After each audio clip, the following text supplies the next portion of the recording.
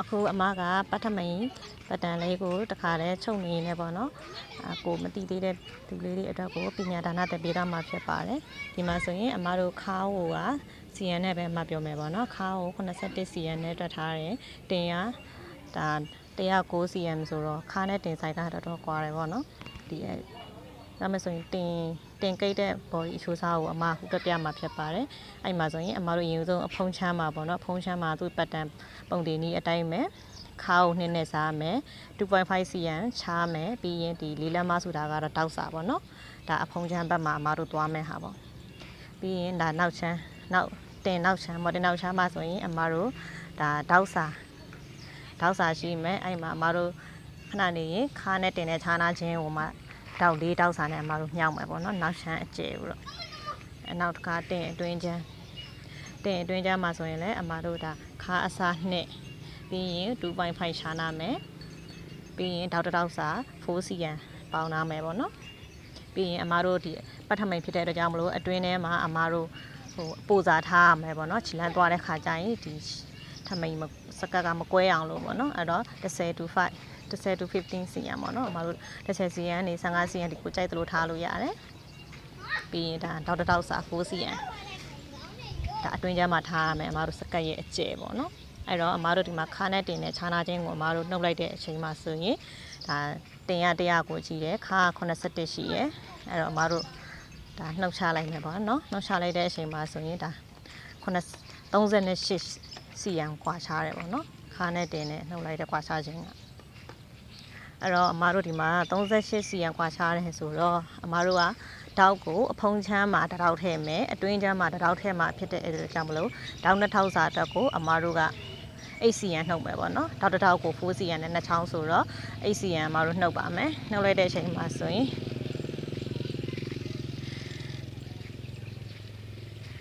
ဒီမှာ30ကျန်မယ်ပေါ့နော်အဲ့တော့30ကျန်တာကိုအမတို့ကအနောက်မှာတင်ရတောက်က4ချောင်းချိတာဖြစ်တဲ့အကြောင်းမလို့4နဲ့စားပါမယ်4နဲ့စားတဲ့အခါမှာဆိုရင်ဒါတတောက်ကို 7.5 အမတို့ချုပ်ကမယ်တောက်ပေါ့နော်ဒါသူကဘာလို့တောက်ကအဲ့လောက်ကြီးတာလဲဆိုရင်ခါနဲ့တင်ရဲ့ကွာခြားခြင်းကအရန်ကွာတယ်ပေါ့နော်ကွာတဲ့အတွက်ကြောင့်မလို့အမတို့ကဒါတောက်ကိုဆိုရင် 7.5 လောက်ကွာတယ်ပေါ့နော်လက်မနဲ့ပြောမယ်ဆိုရင်အမတို့ခါနဲ့တင်တဲ့ခြားနာခြင်းက15လက်မလောက်ကွာတယ်ပေါ့နော်အဲကြောင့်မလို့ဒီတောက်စာကြီးသွားရခြင်းဖြစ်ပါတယ်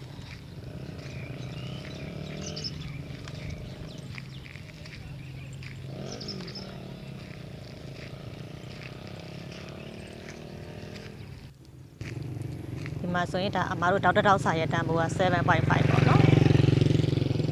အမခဏနေပုံလေးနဲ့တစ်ချက်ဆွဲပြပါမယ်မရှင်းတာရှိရင်လည်းပေါ့နော်အမကို comment မှာမှန်းခဲ့ပြီးပါအမထပ်ပြီးရရှင်းပြပေးပါမယ်ရှင်ဒါဆိုရင်ဒါအမတို့ဒါထမိန်ပြန့်ထမိန်အကျယ်ပဲထားပါတော့ပေါ့နော်အမစကူနဲ့ပဲအကျဉ်းချုပ်လေးဆွဲပြမယ်ဒီမှာအမတို့ပတ်ထမိန်ဖြစ်တဲ့အတွက်ကြောင့်မလို့အရှိမအမတို့အဖုံးချမ်းမှာဆိုရင်ဒါအပြားစာပေါ့နော်အဖုံးချမ်းအတွက်အပြားစာအမတို့ခြံပါမယ်အဲ့ပြားစာခြံတာဆိုရင်အမတို့ဒါခောက်စာပေါ့နော်ခောက်စာကိုအမတို့ဒီထမိန်ရဲ့အောက်ခြေမှာဆိုရင်တော့15 cm အကျယ်ထားတယ်အပေါ်မှာဆိုရင်တော့10 cm ပေါ့နော်10 cm အကျယ်ပြန့်တည်ထားပြီးအမတို့ခောက်ပါမယ်ဘာလို့စောင်းတာလဲဆိုအမတို့ထမိန်အဖုံးချမ်းပတ်တဲ့ခါမှာဆိုရင်ပေါ့နော်ဒီအောက်ခြေဘက်ကထမိန်ကဘေးဘက်ကိုနည်းနည်းလေးပိုထွက်နေတယ်ပေါ့နော်အမတို့အဲ့ပိုထွက်တာကိုမလိုချင်ဘူးအောက်ကိုတဘာဝဒီထမိန်ဝတ်ထားတဲ့အတိုင်းလေးပဲပေါ့နော်ရှူရှူလေးဖြစ်နေတာဖြစ်တဲ့အတွက်ကြောင့်မလို့အပေါ်10 cm အောက်ကို15 cm လောက်ပိုစောင်းပြီးခောက်ပေးတာဖြစ်ပါတယ်ပြီးရင်ဒါအမတို့ခါအမှတ်ပေါ့နော်အဖုံးချမ်းကိုစပြီးမှတ်ပါမယ်အဲ့မှာအမတို့ပုံတင်ဒီတိုင်းပဲခါစားနှစ်ပြီးရင် 2.5 ချာနာမယ်တောက်စာ plus 4 cm ပေါ့နော်ပေါင်းပြီးအမတို့ထမိန်အကျယ်ဖုံးချမ်းအကျယ်ကိုမှတ်ပါတယ်ပြီးရင်အမတို့ဒါနောက်တင်ပေါ့နော်တင်နောက်ချမ်းအတွက်ကိုကအမတို့ဒါတောက်၄တောက်ထည့်ပါမယ်ပေါ့နော်ခွာတောက်၄တောက်ကိုထည့်မှာဖြစ်ပါတယ်ဒါတစ်ဖက်ကကြတော့ဒါအမတို့အတွင်းချမ်းအမတို့အဲ့ဆိုရင်ဒါတင်နောက်ချမ်းမှာတောက်ကလေးတွေကိုစပြီးတော့ထည့်ပါမယ်ပေါ့နော်စပြီးတော့ထည့်မှာဆိုရင်အမတို့ဒီမှာရှေ့မှာတွက်ခဲ့တာကတောက်စာရဲ့တန်ဖိုးက 7.5 cm ရှိရပေါ့နော်အဲ့ဒီဟာကိုအမတို့ဒီနောက်ချမ်းမှာတောက်၄တောက်မျှထည့်မှာဖြစ်ပါတယ် 4တောက်ထဲမှာပေါ့နော်တစ်ချောင်းကို 7.5 cm နဲ့4ချောင်းထဲမှာဖြစ်တယ်အဲ့တော့အမားတို့အဖုံးချမ်းပြီးသွားတဲ့နေရာကနေစပြီးတော့မှအမားတို့ဒီတောက်ကလေးဆွဲပါမယ်အဲ့မှာအမားတို့နောက်ချမ်းမှာတောက်ထဲမယ်ပါနော်တောက်ထဲမယ်ဆိုရင်အဖုံးချမ်းဆုံးသွားတဲ့နေရာကနေစပြီးတော့အမားတို့ဒါ 7.5 တောက်တစ်ချောင်းထိုးပါမယ်ပြီးရင်တောင်းတစ်တောက်ရဲ့အကွာအဝေးရဆိုရင် 4cm ခြားနာပြီးတော့မှနောက်တစ်ချောင်းနောက်ထပ် 7.5 cm တောက်တစ်ချောင်းထပ်တိုးပါမယ်အဲ့မှာအတွင်းတောက်ကဆိုရင်နည်းနည်းရှိမယ်အပြင်တောက်ကတော့နည်းနည်းလေးတိုးမယ်ပေါ့နော်အမကတော့ဒီထဲမှာဆိုရင်အတွင်းချမ်းတောက်ရှည်ကိုဒါ16ထားတယ်အတွင်းအပြင်ချမ်းတောက်ရှည်ကိုတော့15ထားတယ်ပေါ့နော်တောင်းတစ်တောက်ရဲ့ခြားနာခြင်းအလဲကအကွာဝေးကတော့ 4cm ဖြစ်ပါတယ်ပြီးရင်အမတို့ဒီအလဲခါနေရမှာပေါ့နော်ခါနေရဟိုဘက်ဒီဘက်တောက်နှစ်ခုတင်အကျဲရတော့အမတို့ဒါခါအစားလေးတင်အကျဲကိုအမတို့ခါအစားလေးနဲ့ဒါခြားနာခြင်းလိုက်လောက်လိုက်တယ်ပေါ့နော်ခြားနာလောက်ပြီးတော့မှအမတို့ဒီမှာတောက်တစ်ချောင်းထပ်ထည့်ပါတယ်အဲ့တော့ 7.5 တောက်တစ်ချောင်းခြားနာမယ်ပြီးရင်အလဲကနေတောင်းတစ်တောက်ရဲ့အကွာအဝေး 4cm ခြားနာမယ်ပြီးရင်အပြင်တောက်ချောင်းအတွက် 7.5 တောက် cm တစ်ချောင်းအမတို့ဆွဲတယ်ပေါ့နော်စုစုပေါင်းတောက်က4ချောင်းထည့်တာဖြစ်ပါတယ်ဒီနေရာမှာကိုကတောက်6ချောင်းထည့်မယ်ဆိုရင်အမတို့ခါနဲ့တင်နဲ့နှုတ်လာတဲ့ဒီအကျယ်ပေါ့နော်အကျယ်တန်ဖို့အမတို့ဒါ6လက်မနဲ့စားပြီးပေါ့နော်6နဲ့စားပြီးတဲ့ခါကျရင်ဒါတောက်တောက်ရဲ့တန်ဖိုးထွက်လာမှာပေါ့နော်အမတော့ဒီမှာနောက်တင်ချမ်းတောက်ကိုက4ချောင်းပဲထည့်တာဖြစ်တဲ့အတွက်ကြောင့်မလို့4နဲ့စားရတဲ့အတွက်ကြောင့်မလို့ 7.5 ဒါတောက်တစ်ချောင်းရဲ့တန်ဖိုးကဒီလောက်ထွက်တာပေါ့နော်တကယ်လို့ကိုကနောက်ချမ်းမှာတောက်ကို6ချောင်းထည့်မယ်ဆိုရင်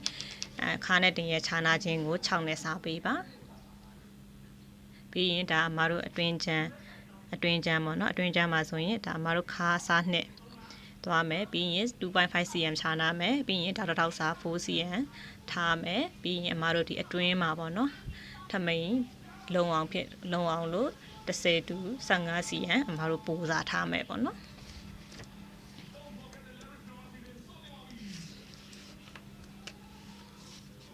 ပူဇာထားတာပြီးရင်အမတို့ဒီဘေးဘက်ကိုကတော့ပိုတဲ့ပိတ်စာကိုကမှညက်ချင်မှုဆိုရင်ဟိုဒီတိုင်းခောက်လိုက်လို့ရတယ်ပေါ့နော်ညှက်လိုက်တယ်ဆိုရင်တော့ grain နည်းနည်းကျန်သွားတယ်အမားတို့ကတော့မှညက်ဘူးပိုရင်ပိုတော့ထားတယ်ဘာလို့လဲဆိုတော့ဒီအတွင်းချမ်းမှာအမားတို့ခောက်စာအပြားလေးကြီးရဲ့ခါကျရင်ထမင်းကပိုပြီးဝစ်လို့ကောင်းတယ်ပေါ့နော်အဲ့တော့ပိုတော့ကိုအမားတို့ကပိတ်စာပိုတော့ကိုအမားတို့ကအတွင်းထဲကိုဒါခောက်ထဲမှာဖြစ်ပါတယ်ခောက်တဲ့အခါမှာဆိုရင်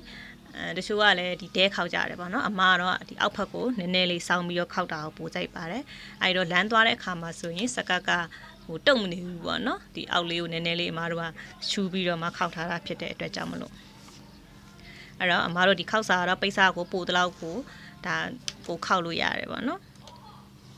အမကတော့ဥမာတုံအပေါ်မှာ5 cm ထားရဲဆိုရင်အောက်ကို10 cm ခောက်တယ်ပေါ့နော်အပေါ်မှာ10 cm ထားရတယ်ဆိုရင်တော့အောက်ခြေကိုဒါ15 cm ထားပြီးတော့အမတော့ပြီးရင်အမတို့ဒါအတွင်းဘိုက်စာပေါ့နော်ဘိုက်စာကိုအမကတော့8 cm ထားပြီးတော့ဒါစောင်းချတယ်ပေါ့နော်အမတို့ဒါထမိန်သိမ်းမှုအတွက်ခါစားတာဖြစ်ပါတယ်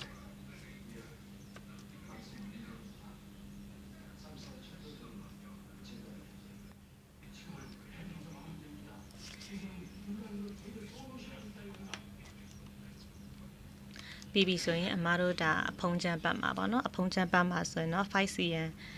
စားပါတယ်အဖုံးချမ်းကကြတော့အတွင်းချမ်းတော့စားစရာမလိုဘူးပေါ့နော်ဥပမာအဖုံးချမ်းမှာကိုက5 cm စားရဲဆိုရင်အတွင်းချမ်းမှာ8 cm ပေါ့နော်အတွင်းချမ်းကိုကတော့ပိုစားပေးရပါတယ်ပြီးရင်အမတို့ဒီမှာဆိုရင်ဒါ4 cm တောက်အမတို့ပေါင်းခဲ့တာဖြစ်တဲ့အကြောင်းအဲ့တောက်စာကိုအမတို့တောက်လေးတစ်ချောင်းဖုံးချမ်းမှာဆွဲတယ်ပေါ့နော်တောက်ထည့်ပါတယ်တောက်ရဲ့အရှည်ကတော့10 cm ဖြစ်တဲ့တောက်တစ်ချောင်းရဲ့အကျယ်ကတော့4 cm ပေါ့နော်ဖုံးချမ်းမှာတစ်ခုထည့်တယ်ပြီးရင်အတွင်းချမ်းမှာဆိုရင်လည်းဒါ4 cm တောက်တစ်တောက်ထည့်တယ်သူရဲ့တောက်အရှည်ကတော့သူကအတွင်းချမ်းဖြစ်တဲ့အတွက်ကြောင့်မလို့အမားတို့ကဘိုက်တောက်လို့လည်းခေါ်တယ်ပေါ့နော်တောက်အရှည်ကိုတော့15 16ကိုကြိုက်တဲ့လောက်ထားလို့ရတယ်ပေါ့နော်ဖုံးချမ်းမှာကြတော့အမားတို့ကတောက်ကို10 cm ရှည်ပဲထားတယ်ဘာလို့လဲဆိုတော့တောက်ရှည်တဲ့ခါကျရင်ဒီခါနာမှာအရှည်ဖုံးချမ်းမှာတောက်ကြီးပေါ်နေရကြတော့အမကတိတ်မကြိုက်ဘူးပေါ့နော်အဲ့တော့တောက်ကိုအတူလေးပဲထားတာဖြစ်ပါတယ်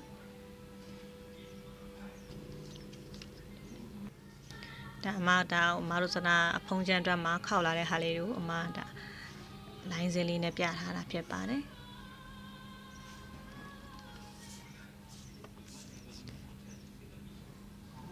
ပညာဒါနဗီဒီယိုလေးတွေတင်ပေးသွားမှာဖြစ်တဲ့အတွက်ကြောင့်မလို့အမားရဲ့ channel လေးကို subscribe လေးလုပ်ထားပေးပါเนาะ like and share လေးလုပ်ပေးပါရှင်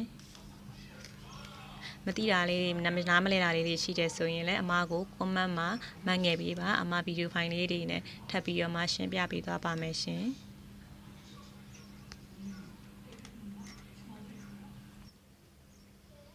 ဒါအမတို့ဒါအောက်ကိုဆောင်းလာတဲ့ဟာလေးတွေကိုအမရေးပြထားတာဖြစ်ပါတယ်ရှင်ပုံလေးတွေကိုလည်းကို screenshot လေးဖမ်းပြီးတော့ရိုက်ထားလို့ရပါတယ်ရှင်